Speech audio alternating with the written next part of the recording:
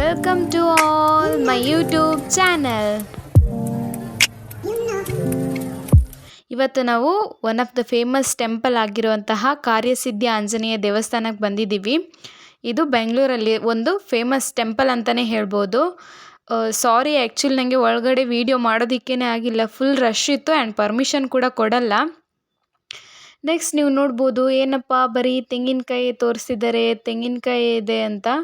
ನೀವು ಆ ಟೆಂಪಲ್ ಹೋದರೆ ಗೊತ್ತಾಗುತ್ತೆ ನಿಮಗೆ. ಫುಲ್ ಟೆಂಪಲ್ ಸುತ್ತಮುತ್ತ ಎಲ್ಲ ಫುಲ್ ತೆಂಗಿನಕಾಯಿನೇ ಕಟ್ಟಿರ್ತಾರೆ. ಅದರಲ್ಲಿ ಆಲ್ಫಬೆಟ್ ಕೂಡ ಇರುತ್ತೆ, ABC ಅಂತ. ಆ್ಯಂಡ್ ಇನ್ನೊಂದು ತೆಂಗಿನಕಾಯಿ ಮೇಲೆ ನಂಬರ್ಸ್ ಕೂಡ ಹಾಕಿರ್ತಾರೆ. ಇದೇನಂದರೆ ಈ ಟೆಂಪಲ್ ಮುಖ್ಯವಾಗಿ ಫೇಮಸ್ ಆಗಿರೋದೇ ಈ ರೀಸನ್ಗೋಸ್ಕರ. ಏನು ಹರಕೆಗಳೇನು ಕಟ್ಕೊಂಡಿರ್ತಾರೆ ಅದನ್ನು ಈ ರೂಪದಲ್ಲಿ, ತೆಂಗಿನಕಾಯಿ ರೂಪದಲ್ಲಿ ಕಟ್ಟಿ ಅದನ್ನು ತೀರಿಸ್ಕೊಡ್ತಾರೆ. ಅದನ್ನು ದೇವರು ಇಷ್ಟಪಟ್ಟು ಅವರಿಂದ ಸ್ವೀಕರಿಸಿ ಅವರ ಇಷ್ಟಾರ್ಥವನ್ನು ಪ್ರಾಪ್ತಿ ಮಾಡ್ತಾನೆ ಅನ್ನೋದು ನಂಬಿಕೆ ಅಲ್ಲ, ನಿಜ. ತುಂಬ ಜನ ಬಂದಿರ್ತಾರೆ ನೋಡಿ. ಶನಿವಾರ ಅಂತೂ ಫುಲ್ ರಶ್ ಇರುತ್ತೆ ಆ ಟೆಂಪಲ್. ನೀವು ಒಂದ್ಸತಿ ವಿಸಿಟ್ ಮಾಡ್ಬೋದು.